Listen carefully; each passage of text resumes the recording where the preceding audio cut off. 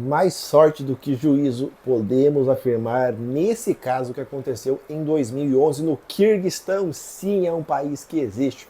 Ele fica ali na Ásia Central, muito pertinho da China. Vamos dar uma olhada, ver o que aconteceu nesse acidente sem nenhuma vítima. Até difícil de acreditar pelas imagens, mas é verdade. O soviético Tupolev Tu-134A3 de matrícula EX020, operado pela Kyrgyzstan Air Company, era também conhecida como Altin Air, ocorreu em 28 de dezembro de 2011 durante o pouso no aeroporto de Osh, no Quirguistão. A aeronave, fabricada em 1979, realizava o voo QH-3 partindo do aeroporto internacional de Manas em Bishkek, a capital do país, lá do Quirguistão, e transportava 82 passageiros e 6 tripulantes. O voo ocorreu sem problemas até o pouso em condições de baixa visibilidade, devido ao forte nevoeiro com visibilidade horizontal de 300 metros e visibilidade vertical de apenas 200 metros. Começa que o avião sequer estava alinhado com a pista 12 e fez o chamado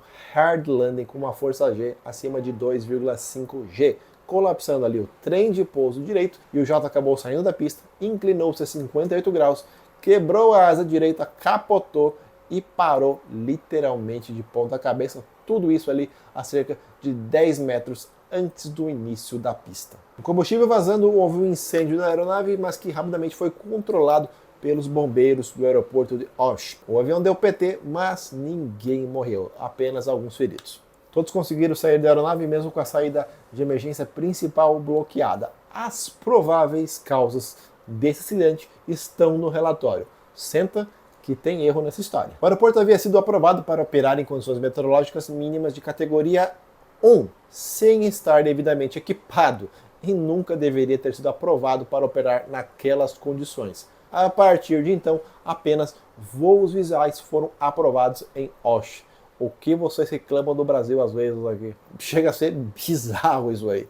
Dados meteorológicos incorretos foram fornecidos à tripulação, indicando condições que permitiam a aproximação, quando na verdade o clima estava abaixo dos mínimos de segurança. Essa é muito bizarro. O avião sequer possuía GPWS, aquele sistema que avisa de proximidade com o solo.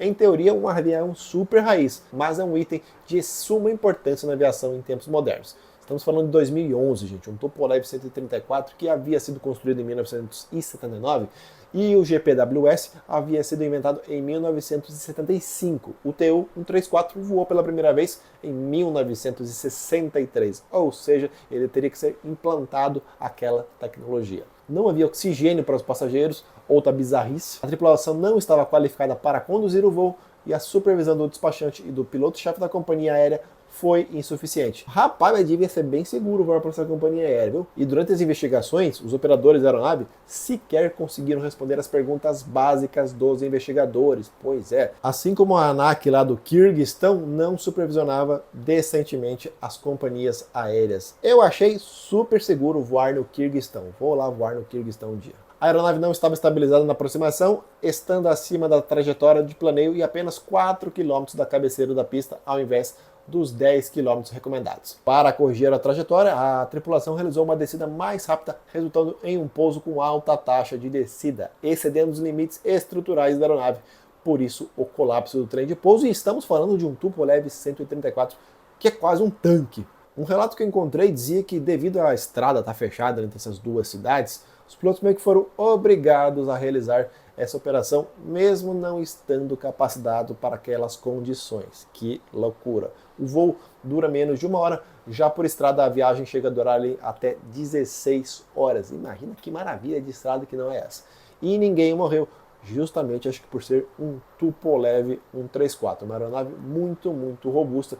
Se a gente for comparar com o 737 ou um A320, o final provavelmente seria diferente. O acidentado em questão tinha um número de série 61042, acumulava 41 mil horas de voo e tinha 25.326 ciclos. Originalmente ele foi registrado como Charlie Charlie Charlie Papa 65750 pela Aeroflot na divisão da Geórgia. Estávamos falando ainda de União Soviética. Depois 4 Lima 65750 pós-União Soviética, antes de ser adquirido pela Air Kyrgyzstan em 2003, no caso, e receber a matrícula EX 020. Quem acompanha a aviação sabe que por mais que os Tupolev 134 fossem aeronaves muito populares, né, no passado, tinham sim um alto nível de acidentes, por mais que seja a maioria falha humana, aí você tem que ver a questão de treinamento desse pessoal também para operar esse tipo de aeronave, como foi no caso do EX-020 que eu mostrei, estou mostrando o caso desse vídeo, né, no Quirguistão.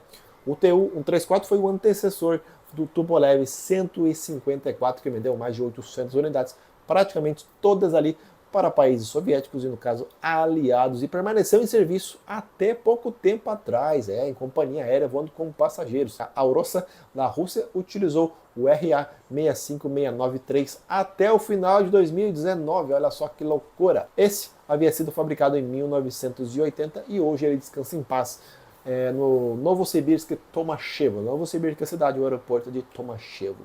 O governo russo ainda utiliza algumas unidades militares do Tu-134. Eu trouxe esse acidente porque o pessoal curtiu esses dias que eu postei um vídeo lá do Embraer 190 no Equador, que deu cavalinho de pau. O pessoal gostou desses acidentes mais antigos, que eu não produzia vídeos sobre esse assunto aqui no canal. O canal de aviação começou em 2018 para valer mesmo.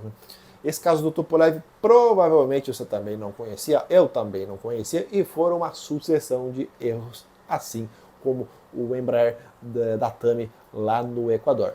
Então já sabe, né? Se você gosta do conteúdo aqui do canal, não esquece de deixar um like para o YouTube, entender que o conteúdo é bacana, poder recomendar para outras pessoas. E claro, se você gosta, né, também inscreva-se no canal, caso ainda não seja. Ativa o sininho, aquela coisa toda. Tal. Tem muita gente que fala no começo do vídeo, eu gosto de falar no finalzinho. Ativa o sininho para não perder nenhum conteúdo aqui do canal, que tem vídeo praticamente todo santo dia. Tem vezes que não dá para fazer, mas eu estou tentando fazer vídeos praticamente todos os dias. Até a próxima. Tchau!